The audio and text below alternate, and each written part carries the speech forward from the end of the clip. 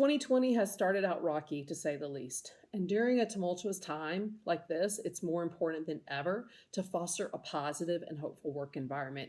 It's easy to let fear and uncertainty dominate the conversation and culture right now, but I encourage you to be intentional about efforts that instill a sense of pride, contribution, and impact.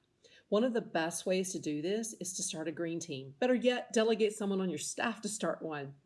Empower your crew to own and control something positive and wonderful.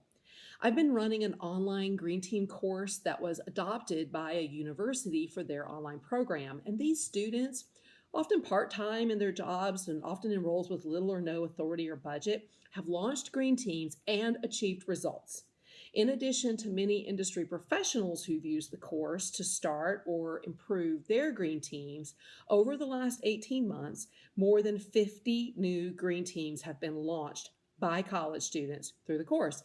Just think of the impact. Not only has this resulted in a wide variety of specific sustainability projects, I repeatedly hear students comment on how the process sparked greater bonding, higher levels of communication and understanding, and teamwork.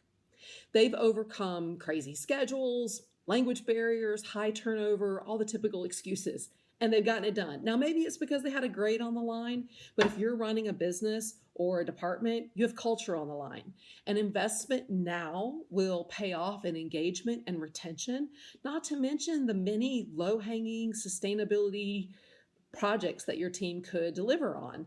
Starting a green team isn't rocket science, but sometimes the simplest ideas never materialize because no one's walking through the basic step-by-step process.